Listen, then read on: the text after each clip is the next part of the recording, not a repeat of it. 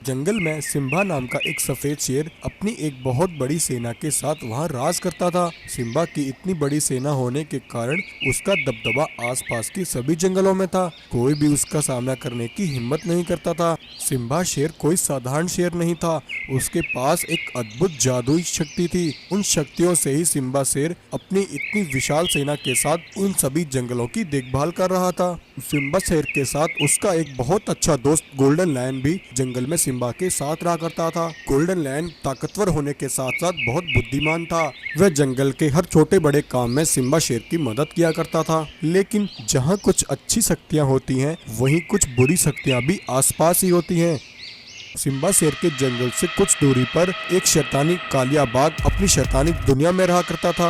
वह शैतानी कालिया बाघ हमेशा से सिम्बा शेर को मारकर उसकी शक्तियां उससे छीनना चाहता था और उसके आसपास के सभी जंगलों पर अपना राज करना चाहता था। लेकिन सिम्बा शेर की इतनी विशाल सेना होने के कारण कालिया बाघ सिम्बा का कुछ नहीं बिगाड़ सकता था। सिम्बा शेर का सामना करने के लिए कालिया बाघ को अपनी एक बड़ी सेना तैयार करनी थी। इसके लिए कालिया बाघ एक शैतानी हवन शुरू कर देता है। कुछ समय बाद कुछ शैतानी शक्तियां हवन कुंड से प्रकट होती हैं और उनमें से एक आवाज आती है।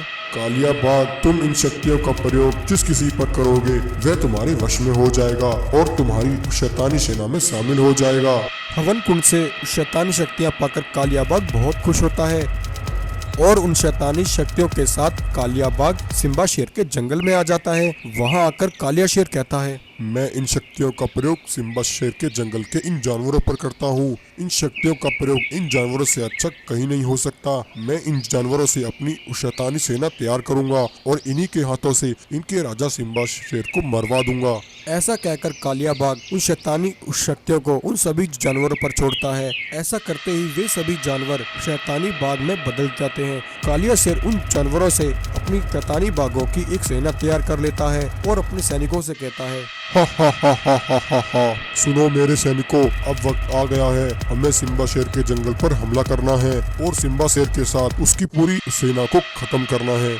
ऐसा कहकर कालिया बाघ अपनी शैतानी सेना को लेकर सिम्बा शेर के जंगल में पहुंचता है और वहां जाकर सिम्बा शेर के साथ उसकी पूरी सेना को एक पिंजरे में कैद कर लेता है और सिम्बा शेर से कहता है, हा हा हा हा हा हा हा। सिम्बा शेर, अब तुम मुझसे बचकर कहीं नहीं भाग सकते। अगर तुम खुद को और अपनी सेना को जिंदा देखना चाहते हो तो चुपचाप मुझे अपनी वह शक्तियाँ इसी समय निकाल कर दे दो, वरना मैं तुम्हारी सेना के साथ साथ तुम्हारे इन मासूम जानवरों तुम्हारे जंगल के इन मासूम जानवरों को, जिन्हें मैंने अपनी शैतानी शक्तियों से अपना गुलाम बना रखा है, उन सबको भी खत्म कर दूंगा। कालिया बाघ की बात सुनकर बेचारा सिम्बा शेर बहुत परेशान हो जाता है और अपनी शक्तियां कालिया बाघ को देने के लिए मजबूर हो जाता है। वहीं सिम्बा शेर का दोस्त गोल्डन शेर छिपकर यह सब देख रहा होता है। तभी सिम्बा शेर कहता है, कालिया बाघ, तुम इन मासूम जानवरों को छोड़ दो, मैं तुम्हें अपनी शक्तियाँ देने के लिए तैयार हूँ। सिम्बा शेर अपनी शक्तियां निकालकर कालिया बाघ को देने ही वाला था कि तभी गोल्डन शेर वहां आता है और कालिया बाघ पर एक जोरदार हमला करता है। गोल्डन शेर कालिया बाघ को वहीं जान से मार देता है। कालिया बाघ को मारने के बाद गोल्डन शेर सिम्बा शेर और उसकी सेना को आजाद कर देता है। फिर सिम्बा शेर अपनी शक्तियों से जंगल के उन मासूम जानवरों को, जिनको कालिया बाघ ने अपनी शक्तियों से वश में कर रखा था, उन सबको वापस ठीक कर देता है। यह देखकर जंगल के सभी जानवर बहुत खुश होते हैं। सिम्बा शेर और उसकी विशाल सेना सिम्बा के दोस्त गोल्डन लायन का धन्यवाद करती है। एक जंगल में वीरभान नाम का एक शेर अपनी पत्नी भावना के साथ रहा करता था। वीरभान का एक बेटा भी था जिसका नाम सिम्बा था। सिम्बा बिल्कुल दूध जैसा सुंदर सफेद शेर था। वीरभान अपनी पत्नी और बेटे के साथ उस जंगल में रहकर जंगल पर राज कर रहा था। जंगल के सभी जानवर वीरभान के राज में बहुत खुश थे और मजे से अपना जीवन यापन कर रहे थे। एक दिन उस जंगल में अचानक से एक शैतानी शक्तियों वाला बाघ मानव आ जाता है। वह बाघ मानव दिखने में बड़ा ही खतरनाक था। जंगल के जानवरों को देखकर बाघ मानव कहता है, अरे वाह, यह जंगल तो किसी स्वर्ग से कम नहीं है। यहाँ तो कितने हट्टे कट्टे मोटे जानवर हैं। अब मैं यहाँ से कहीं नहीं जाऊँगा। मैं यहाँ रहकर इस जंगल का राजा बनकर यहाँ राज करूँगा। इतना कहकर वह बाघ मानव एक प्लान बनाता है और प्लान के हिसाब से वह एक बाघ का रूप ले लेता है और जंगल के जानवरों के पास जाकर कहता है, अरे सुनो भाइयों, मैं पास वाले जंगल से आया हूँ। मुझे तुम्हारे महाराज से मिलना है। क्या तुम मुझे बता सकते हो हमारे महाराज कहाँ मिलेंगे? बाघ की बात सुनकर भालू कहता है, हाँ हाँ बाघ, आओ हम तुम्हें महाराज के पास ले चलते हैं। तब सभी जानवर उस बाघ को लेकर वीरभान शेर के पास आ जाते हैं। बाघ को देखकर वीरभान कहता है, अरे बाघ, तुम कौन हो और यहाँ किस लिए आए हो? महाराज, मैं बहुत गरीब और दुखियारा हूँ। मैं पास वाले जंगल में रहता हूँ। मेरा इस संसार में कोई नहीं है महाराज। मैं उस जंगल में अकेला ही हूँ महाराज। वहाँ मेरा मन नहीं लगता, इसलिए मैं चाहता हूँ कि आप मुझे अपने जंगल में रहने की अनुमति दें। मैं यहाँ आपके जंगल के जानवरों के साथ रहना चाहता हूँ महाराज। बाघ की बात सुनकर वीरभान को उस पर दया आ जाती है। ठीक है बाघ, मेरे जंगल में तुम्हारा स्वागत है। तुम जितने दिन चाहो उतने दिन यहाँ रह सकते हो। तब उस दिन से बाघ जंगल में वीरभान के साथ ही रहने लगता है। परंतु रात होते ही वह बाघ अपने असली रूप में आ जाता है और रात के अंधेरे में एक गाय को अपना शिकार बना लेता है। सुबह जब जानवरों को गाय की लाश दिखाई देती है तो सभी जानवर यह देखकर बहुत हैरान हो जाते हैं। सभी जानवर जाकर वीरभान को यह बात बताते हैं। बड़े ही आश्चर्य की बात है, रातों रात अचानक उस गाय को कौन मार सकता है? अगले दिन फिर वह बाघ रात को बाघ मानव का रूप ले लेता है और फिर से 2 जानवरों का शिकार कर लेता है और उन्हें जान से मार देता है। जब वीरभान यह सब देखता है तो वह बहुत हैरान हो जाता है और अपनी पत्नी से कहता है, भावना, मुझे लगता है कि हमारे जंगल में कोई शिकारी घुस आया है। वह रात के अंधेरे का फायदा उठाकर हमारे जंगल के जानवरों को मार रहा है। मुझे इसका पता लगाना होगा। अगली रात जब बाघ मानव का रूप लेकर शिकार करता है तो उसे ऐसा करते हुए वीरभान देख लेता है। यह देखकर वीरभान हैरान हो जाता है और बाघ मानव के पास आता है। अरे गद्दार बाघ, तो यह सब तू कर रहा है। मैंने तुझे मासूम समझकर तुझे यहाँ रहने की शरण दी, परंतु तूने मेरे ही साथ गद्दारी की। मैं तुझे नहीं छोड़ूंगा। यह कहकर वीरभान उस बाघ मानव को मारने के लिए उसकी तरफ आता है, परंतु तभी वह बाघ मानव वीरभान पर एक जोर से हमला करता है। बाघ मानव के हमले से वीरभान जमीन पर गिर जाता है और वहीं मर जाता है। उस रात वीरभान का बेटा सिम्बा यह सब देख लेता है। सुबह जब सभी जानवरों को यह पता लगता है कि वीरभान को किसी ने मार दिया है तो सभी जानवर बहुत दुखी हो जाते हैं। महारानी जी, मुझे तो लगता है यह काम उस शिकारी का ही है। उस शिकारी ने ही हमारे महाराज को बेरहमी से मार डाला है। तभी इतने में वह बाघ भी वहाँ आता है और कहता है, सिम्बा बेटा, यह तो बहुत ही बुरा हुआ। आखिर हमारे महाराज के साथ ऐसा कौन कर सकता है? जिसने भी यह किया है मैं उसे नहीं छोड़ूंगा। लेकिन सिम्बा को तो सब पता था कि वह धोखेबाज बाघ असल में एक बाघ मानव है और उसी ने यह सब किया है। परंतु सब कुछ जानते हुए भी सिम्बा उस बाघ मानव का सामना नहीं कर सकता था, क्योंकि वह बाघ मानव बहुत अधिक शक्तिशाली था। एक दिन सिम्बा एक पुजारी के पास आता है और उस पुजारी को सारी बात बताता है। तब वह पुजारी सिम्बा को एक मंत्र बताता है।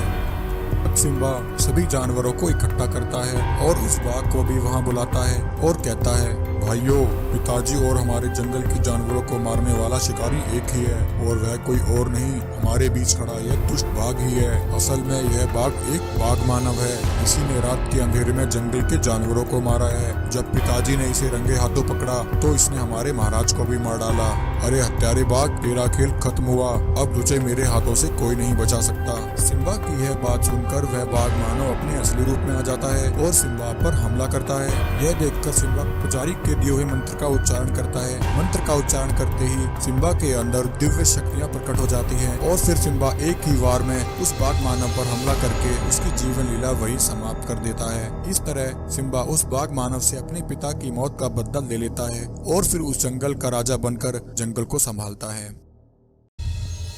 एक जंगल में बगीरा और सिम्बा नाम के 2 शेर भाई रहा करते थे। उन दोनों के माता पिता बचपन में ही गुजर गए थे। तब से अब तक बगीरा और सिम्बा मिलकर दोनों भाई इस जंगल को संभाल रहे थे। उन दोनों में छोटा भाई सिम्बा बिल्कुल दूध जैसा सुंदर सफेद रंग का शेर था। सिम्बा बिल्कुल दयालु और शांत स्वभाव का था। वह कभी किसी को कोई नुकसान नहीं पहुंचाता था और हमेशा सबकी मदद करता था। परंतु वहीं उसका बड़ा भाई बगीरा बहुत घमंडी और लालची था। बगीरा के घमंडी होने का कारण उसके पास कुछ जादुई शक्तियाँ थीं, जिससे बगीरा का रंग हर रोज बदलता रहता था। वह दिन भर में ना जाने अनेकों रंग बदलता था।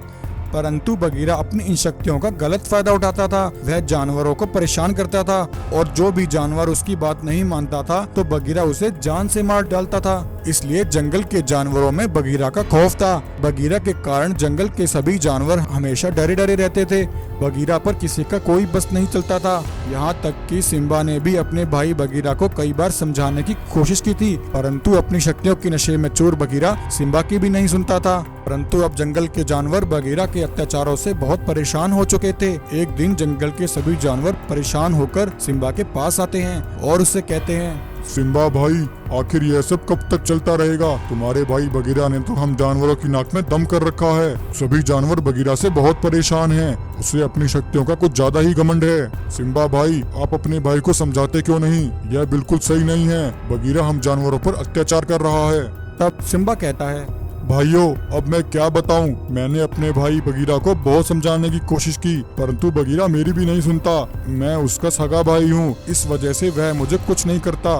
परंतु सिम्बा भाई, मुझे एक बात समझ नहीं आती, आखिर बगीरा के पास ये शक्तियाँ कैसे आईं और यह शक्तियाँ आपके पास क्यों नहीं हैं? भाइयों, आज मैं तुम्हें सारी बात बताता हूँ।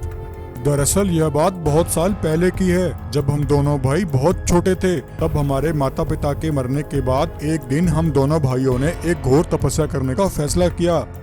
हम दोनों भाइयों ने एक गुफा में जाकर कई सालों तक हमारे शेर गुरु को प्रसन्न करने के लिए तपस्या की। फिर एक दिन वह समय भी आया जब हमारे शेर गुरु प्रकट हुए और उन्होंने हमसे कहा, बगीरा, सिम्बा, मैं तुम दोनों की तपस्या से बहुत प्रसन्न हूँ। बोलो तुम्हें क्या चाहिए? सिम्बा, पहले तुम वरदान मांगो। तब मैंने शेर गुरु से कहा, शेर गुरु, मुझे कुछ नहीं चाहिए, मुझे बस आपका आशीर्वाद चाहिए। मुझे सिर्फ इतना ही आशीर्वाद दीजिए कि मैं अपने पिताजी के इस जंगल को अच्छे से संभाल सकूं और हमेशा अपने जंगल के जानवरों को खुश रख सकूं। सिम्बा, तुम बहुत भोले और नेक दिल हो। तुम्हारे स्वभाव से मैं बहुत प्रसन्न हूँ। मैं तुम्हें आशीर्वाद देता हूँ, तुम्हारी हर इच्छा पूरी होगी। फिर मेरे भाई बगीरा की वरदान मांगने की बारी आई। तब बगीरा ने शेर गुरु से कहा, शेर गुरु, मैं इस जंगल में सबसे अलग दिखना चाहता हूँ, इसलिए मुझे कुछ खास शक्तियाँ चाहिए जिससे मैं अपना रंग रूप बदल सकूं। तब बगीरा को शेर गुरु से रूप बदलने वाली शक्तियाँ प्राप्त हुई थीं। शक्तियाँ मिलते ही बगीरा को बहुत घमंड हो गया और उसने जंगल में अपनी मनमानी शुरू कर दी। अच्छा सिम्बा भाई, तो यह बात है। हाँ भालू, अब मुझे खुद पता नहीं कि इस बगीरा को कैसे रोका जाए। तब भालू कहता है, सिम्बा भाई, मेरे दिमाग में एक आइडिया आया है। मेरे ख्याल से आपको एक बार फिर से तपस्या करके अपने शेर गुरु को प्रसन्न करना चाहिए। जब शेर गुरु प्रसन्न होकर आपसे वरदान मांगने को कहें, तब आप शेर गुरु से बगीरा को दी हुई शक्तियाँ वापस लेने का वरदान मांग लेना। इस तरह बगीरा को मिली सभी शक्तियाँ उससे छिन जाएंगी और सभी शक्तियाँ शेर गुरु के पास वापस लौट जाएंगी। सिम्बा भाई, बस यही एक तरीका है बगीरा के अत्याचारों से छुटकारा पाने का। भालू की बात सुनकर सिम्बा बहुत खुश होता है। अरे भालू, ये तो तुमने मुझे बहुत अच्छी बात बताई है। मुझे यह बात पहले क्यों नहीं याद आई? तब सिम्बा एक बार फिर से शेर गुरु को प्रसन्न करने के लिए तपस्या शुरू कर देता है। तपस्या करते हुए उसे कई दिन बीत जाते हैं और एक दिन शेर गुरु सिम्बा की तपस्या से प्रसन्न होकर वहाँ प्रकट होते हैं। सिम्बा, बोलो तुम्हें क्या चाहिए? तब सिम्बा कहता है, शेर गुरु, मेरे भाई बगीरा ने आपसे कुछ अद्भुत शक्तियाँ प्राप्त कर रखी हैं, जिनसे वह अपना रूप कभी भी बदल सकता है। परंतु मेरा भाई उन शक्तियों का गलत प्रयोग कर रहा है। वह उन शक्तियों से जंगल के जानवरों को परेशान करता है। हम सब मिलकर बगीरा को उसकी गलतियों का सबक सिखाना चाहते हैं। इसलिए हे शेर गुरु, मैं चाहता हूँ कि आप सिम्बा की दी हुई शक्तियाँ उससे वापस ले लें। यही मेरा आपसे वरदान है। तब शेर गुरु वहाँ एक जादुई फल प्रकट करते हैं। सिम्बा, तुम यह जादुई फल ले जाकर अपने भाई बगीरा को खिला देना। यह फल खाते ही बगीरा के पास जितनी भी शक्तियाँ हैं वह सभी मेरे पास वापस लौट आएंगी। यह सुनकर सिम्बा बहुत खुश होता है और तुरंत आकर अपने भाई बगीरा को वह जादुई फल खिलाता है। जादुई फल खाते ही बगीरा की सारी शक्तियाँ खत्म हो जाती हैं। यह देखकर बगीरा हैरान हो जाता है। अरे ये क्या हुआ? मेरी शक्तियाँ कहाँ चली गईं? मैं रूप क्यों नहीं बदल रहा? सिम्बा, तुमने इस फल में क्या मिलाया था? जल्दी बताओ, यह सब तुमने किया है? हाँ बगीरा, यह सब मैंने ही किया है। जो फल तुमने खाया है वह एक जादुई फल था जो मुझे शेर गुरु ने दिया था। बगीरा, तुम्हें अपनी शक्तियों का बहुत घमंड हो चुका था और तुम जंगल के जानवरों पर अत्याचार कर रहे थे। तुम्हें सबक सिखाने का सिर्फ यही एक उपाय था। अब आज से तुम मेरी तरह एक साधारण शेर हो। अब यह सुनकर बगीरा को बहुत दुख होता है और उसे अपने किए पर पछतावा होता है। सिम्बा, तुम सही कह रहे हो। उन शक्तियों को पाकर मुझे बहुत घमंड हो गया था। मुझे माफ कर दो सिम्बा। मैं आज के बाद किसी भी जानवर को परेशान नहीं करूंगा और हमेशा उनकी मदद करूंगा और उनकी रक्षा करूंगा। इस तरह भालू की सूझबूझ से सिम्बा अपने भाई बगीरा को सबक सिखाने में कामयाब हो जाता है। यह देखकर जंगल के सभी जानवर बहुत खुश होते हैं और फिर सिम्बा और बगीरा दोनों भाई हंसी खुशी फिर से अपने जंगल में रहने लगते हैं। एक जंगल में वीरभान नाम का एक शेर अपनी पत्नी भावना के साथ रहा करता था। वीरभान का एक बेटा भी था जिसका नाम सिम्बा था। सिम्बा बिल्कुल दूध जैसा सुंदर सफेद शेर था। वीरभान अपनी पत्नी और बेटे के साथ उस जंगल में रहकर जंगल पर राज कर रहा था। जंगल के सभी जानवर वीरभान के राज में बहुत खुश थे और मजे से अपना जीवन यापन कर रहे थे। एक दिन उस जंगल में अचानक से एक शैतानी शक्तियों वाला बाघ मानव आ जाता है। वह बाघ मानव दिखने में बड़ा ही खतरनाक था। जंगल के जानवरों को देखकर बाघ मानव कहता है, अरे वाह, यह जंगल तो किसी स्वर्ग से कम नहीं है। यहाँ तो कितने हट्टे कट्टे मोटे जानवर हैं। अब मैं यहाँ से कहीं नहीं जाऊँगा। मैं यहाँ रहकर इस जंगल का राजा बनकर यहाँ राज करूँगा। इतना कहकर वह बाघ मानव एक प्लान बनाता है और प्लान के हिसाब से वह एक बाघ का रूप ले लेता है और जंगल के जानवरों के पास जाकर कहता है, अरे सुनो भाइयों, मैं पास वाले जंगल से आया हूँ। मुझे तुम्हारे महाराज से मिलना है। क्या तुम मुझे बता सकते हो तुम्हारे महाराज कहाँ मिलेंगे? बाघ की बात सुनकर भालू कहता है, हाँ बाघ, आओ हम तुम्हें महाराज के पास ले चलते हैं। तब सभी जानवर उस बाघ को लेकर वीरभान शेर के पास आ जाते हैं। बाघ को देखकर वीरभान कहता है, अरे बाघ, तुम कौन हो और यहाँ किस लिए आए हो? महाराज, मैं बहुत गरीब और दुखियारा हूँ। मैं पास वाले जंगल में रहता हूँ। मेरा इस संसार में कोई नहीं है महाराज। मैं उस जंगल में अकेला ही हूँ महाराज। वहाँ मेरा मन नहीं लगता, इसलिए मैं चाहता हूँ कि आप मुझे अपने जंगल में रहने की अनुमति दें। मैं यहाँ आपके जंगल के जानवरों के साथ रहना चाहता हूँ महाराज। बाघ की बात सुनकर वीरभान को उस पर दया आ जाती है। ठीक है बाघ, मेरे जंगल में तुम्हारा स्वागत है। तुम जितने दिन चाहो उतने दिन यहाँ रह सकते हो। तब उस दिन से बाघ जंगल में वीरभान के साथ ही रहने लगता है। परंतु रात होते ही वह बाघ अपने असली रूप में आ जाता है और रात के अंधेरे में एक गाय को अपना शिकार बना लेता है। सुबह जब जानवरों को गाय की लाश दिखाई देती है तो सभी जानवर यह देखकर बहुत हैरान हो जाते हैं। सभी जानवर जाकर वीरभान को यह बात बताते हैं। बड़े ही आश्चर्य की बात है, रातों रात अचानक उस गाय को कौन मार सकता है? अगले दिन फिर वह बाघ रात को बाघ मानव का रूप ले लेता है और फिर से 2 जानवरों का शिकार कर लेता है और उन्हें जान से मार देता है। जब वीरभान यह सब देखता है तो वह बहुत हैरान हो जाता है और अपनी पत्नी से कहता है, भावना, मुझे लगता है कि हमारे जंगल में कोई शिकारी घुस आया है। वह रात के अंधेरे का फायदा उठाकर हमारे जंगल के जानवरों को मार रहा है। मुझे इसका पता लगाना होगा। अगली रात जब बाघ मानव का रूप लेकर शिकार करता है तो उसे ऐसा करते हुए वीरभान देख लेता है। यह देखकर वीरभान हैरान हो जाता है और बाघ मानव के पास आता है। अरे गद्दार बाघ, तो यह सब तू कर रहा है। मैंने तुझे मासूम समझकर तुझे यहाँ रहने की शरण दी, परंतु तूने मेरे ही साथ गद्दारी की। मैं तुझे नहीं छोड़ूंगा। यह कहकर वीरभान उस बाघ मानव को मारने के लिए उसकी तरफ आता है, परंतु तभी वह बाघ मानव वीरभान पर एक जोर से हमला करता है। बाघ मानव के हमले से वीरभान जमीन पर गिर जाता है और वहीं मर जाता है। उस रात वीरभान का बेटा सिम्बा यह सब देख लेता है। सुबह जब सभी जानवरों को यह पता लगता है कि वीरभान को किसी ने मार दिया है तो सभी जानवर बहुत दुखी हो जाते हैं। महारानी जी, मुझे तो लगता है यह काम उस शिकारी का ही है। उस शिकारी ने ही हमारे महाराज को बेरहमी से मार डाला है। तभी इतने में वह बाघ भी वहाँ आता है और कहता है, सिम्बा बेटा, यह तो बहुत ही बुरा हुआ। आखिर हमारे महाराज के साथ ऐसा कौन कर सकता है? जिसने भी यह किया है मैं उसे नहीं छोड़ूंगा। लेकिन सिम्बा को तो सब पता था कि वह धोखेबाज बाघ असल में एक बाघ मानव है और उसी ने यह सब किया है। परंतु सब कुछ जानते हुए भी सिम्बा उस बाघ मानव का सामना नहीं कर सकता था, क्योंकि वह बाघ मानव बहुत अधिक शक्तिशाली था। एक दिन सिम्बा एक पुजारी के पास आता है और उस पुजारी को सारी बात बताता है। तब वह पुजारी सिम्बा को एक मंत्र बताता है। तब सिम्बा सभी जानवरों को इकट्ठा करता है और उस बाघ को भी वहाँ बुलाता है और कहता है, भाइयों, पिताजी और हमारे जंगल के जानवरों को मारने वाला शिकारी एक ही है और वह कोई और नहीं, हमारे बीच खड़ा यह दुष्ट बाघ ही है। असल में यह बाघ एक बाघ मानव है। इसी ने रात के अंधेरे में जंगल के जानवरों को मारा है। जब पिताजी ने इसे रंगे हाथों पकड़ा तो इसने हमारे महाराज को भी मार डाला। अरे हत्यारे बाघ, तेरा खेल खत्म हुआ। अब तुझे मेरे हाथों से कोई नहीं बचा सकता। सिम्बा की यह बात सुनकर वह बाघ मानव मानव अपने असली रूप में आ जाता है और सिम्बा पर हमला करता है। यह देखकर सिम्बा पुजारी के दिए हुए मंत्र का उच्चारण करता है। मंत्र का उच्चारण करते ही सिम्बा के अंदर दिव्य शक्तियाँ प्रकट हो जाती हैं और फिर सिम्बा एक ही वार में उस बाघ मानव पर हमला करके उसकी जीवन लीला वही समाप्त कर देता है। इस तरह सिम्बा उस बाघ मानव से अपने पिता की मौत का बदला ले लेता है और फिर उस जंगल का राजा बनकर जंगल को संभालता है।